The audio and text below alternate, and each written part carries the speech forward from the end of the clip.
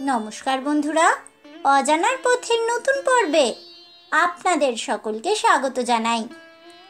এখন চলছে জ্যৈষ্ঠ মাস, আর এই জ্যৈষ্ঠ মাসের পূর্ণিমায় পালিত হয়ে থাকে শ্রী জগন্নাথ দেবের স্নান যাত্রা। একে দেবস্নানা পূর্ণিমাও বলা হয়ে থাকে। বন্ধুরা, আপনারা কি জানেন শ্রী জগন্নাথ দেবের স্নান যাত্রা আসলে কি? কেন এই স্নান যাত্রা পালন করা হয়?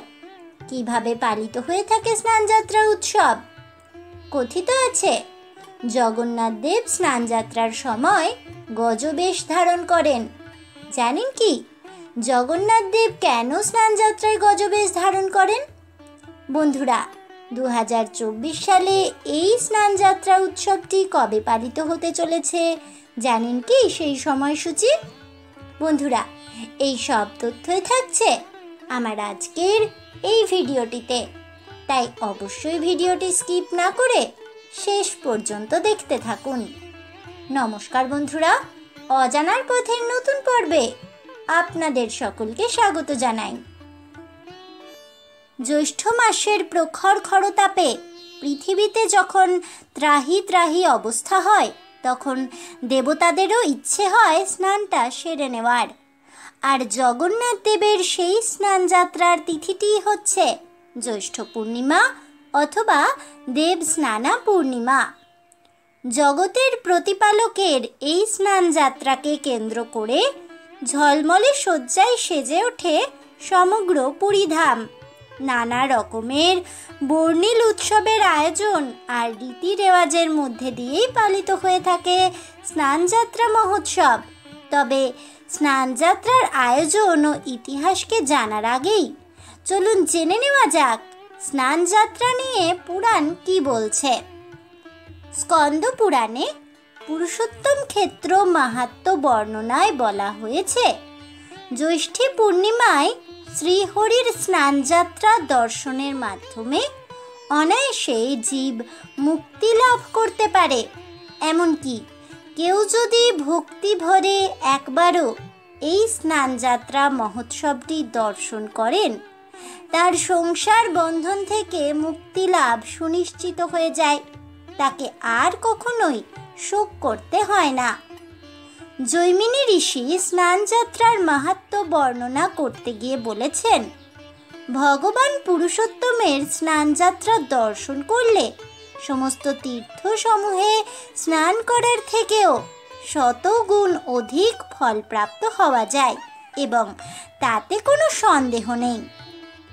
স্কন্দ পুরাণে জৈমিনী ঋষি আরও বলেছেন, যদি কেউ আন্তরিকতার সাথে স্নানকালে ভগবানকে নিরীক্ষণ করে, তাদেরকে আর মাতৃজঠরে বাস করতে হয় না।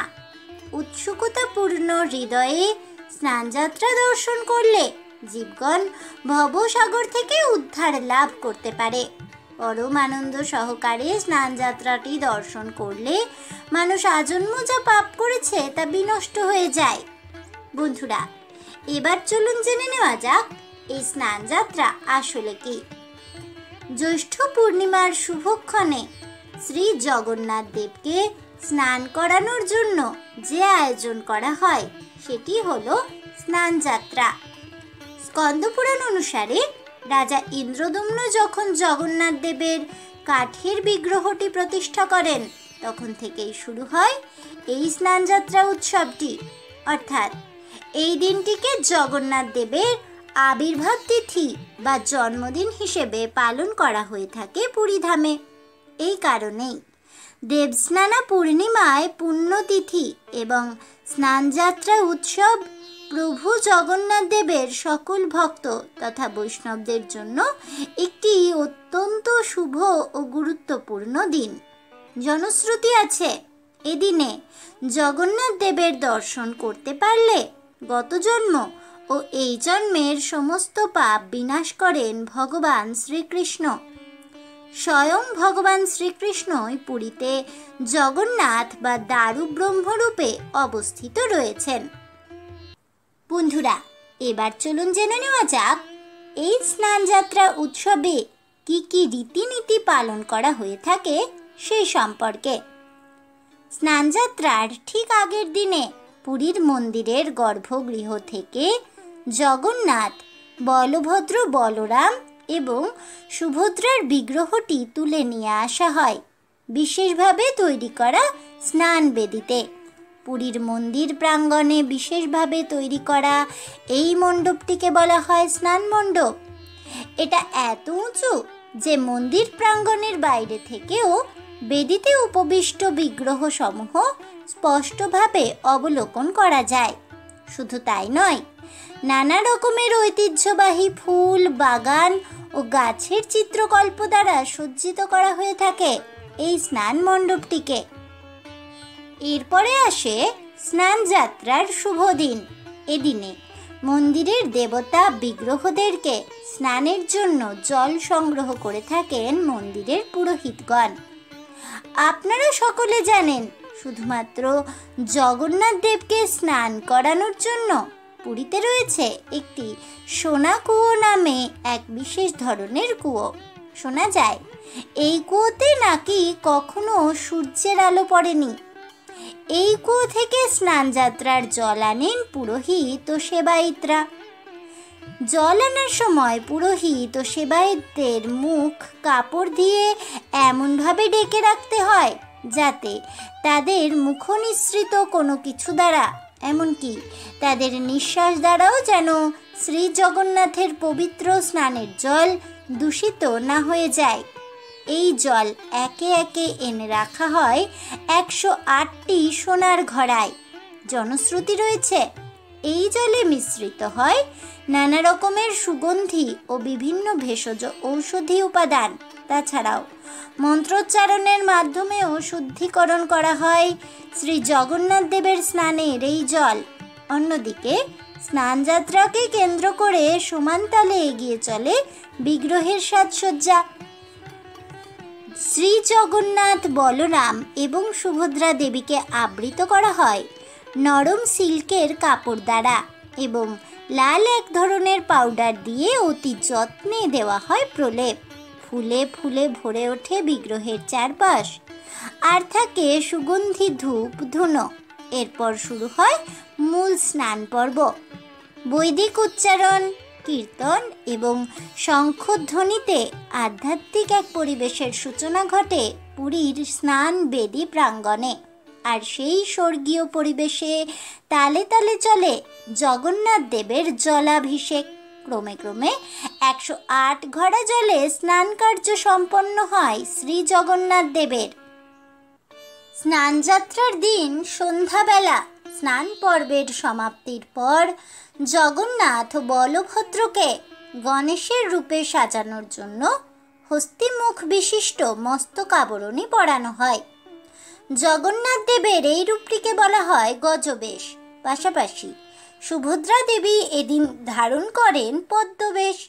কিন্তু জানেন কি, কেন প্রভু জগন্নাথ দেবকে এই গজবেশ ধারণ করানো হয়?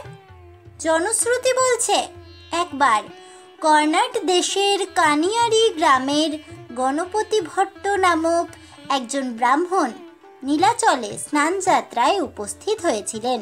কিন্তু তিনি গাণপত্য বা গণেশের উপাসক ছিলেন বলে শ্রী জগন্নাথ দেবের মন্দির পরিদর্শনে তেমন আগ্রহী ছিলেন না। পুরীর রাজা তাকে বোঝালেন শ্রী জগন্নাথ দেব সকল দেবদেবীর স্বরূপেই বিরাজিত, গণেশ তারই এক রূপভেদ মাত্র। রাজার নানা যুক্তিতে অবশেষে সেই ব্রাহ্মণটি মন্দির পরিদর্শনে গেলেন। দিনটি ছিল স্নান যাত্রার দিন। ব্রাহ্মণ গণপতি ভট্ট বিগ্রহর সামনে দাঁড়িয়ে বললেন, হে দারুব্রহ্ম, আপনি যদি সকল দেবদেবীর স্বরূপেই বিরাজিত হন, তাহলে অনুগ্রহ করে আমাকে আমার আরাধ্য দেব শ্রী গণেশের রূপ প্রদর্শন করান। এরপরেই ঘটে গেল একটি অলৌকিক ঘটনা। শ্রী জগন্নাথ দেব সেই ব্রাহ্মণের প্রতি অহেতুক কৃপা প্রদর্শনের সংকল্প করে নিজেকে গণেশ রূপে পরিবর্তিত করলেন। সুরযুক্ত সহাস্য বদন জগন্নাথকে দর্শন করে সেই ভক্ত মহাবিস্ময় ও মহা আনন্দে অভিভূত হয়ে গেলেন। সেই থেকেই স্নানযাত্রার পর নিয়মিত রূপে শ্রী জগন্নাথ ও বলরামের স্নান বেদিতে গণেশ বেশ এবং সুভদ্রা দেবীর পদ্মবেশ হয়ে থাকে। তাই বলা হয় শ্রী জগন্নাথ মহাপ্রভু পঞ্চদেবতার স্বরূপেই প্রকাশিত হন। শয়নে তিনি শ্রীনারায়ণ, গমনে তিনি শ্রী সূর্য, ভোজনে তিনি রুদ্র, স্নানে তিনি শ্রী গণেশ এবং রত্নবেদিতে তিনি আদ্যা মহাবিদ্যা শ্রী দক্ষিণা কালিকা। এরপর স্নানযাত্রার শেষে প্রথাগত বিশ্বাস অনুসারে জগন্নাথ দেব প্রতীকীভাবে অসুস্থ হয়ে পড়েন, অর্থাৎ 108 ঘড়া জলে স্নান করে জ্বরে আক্রান্ত হন তিনি। তাই এই সময় তাকে রাখা হয় রাজবৈদ্যের চিকিৎসার অধীনে এবং গোপন একটি কক্ষে। জগন্নাথ দেবের এই অসুস্থতার পর্যায়টি অনাসর নামে পরিচিত ভক্তমণ্ডলীর মাঝে। এ সময় ভক্তেরা দেবতা শ্রী জগন্নাথ দেবের দর্শন পান না। তাদের দর্শনের জন্য বিগ্রহের পরিবর্তে মূল মন্দিরে রাখা থাকে 3টি পটচিত্র। কথিত আছে রাজবৈদ্যের আয়ুর্বেদিক পাঁচন খেয়ে এক পক্ষকাল তথা 15 দিনের মধ্যে সুস্থ হয়ে ওঠেন শ্রী জগন্নাথ দেব।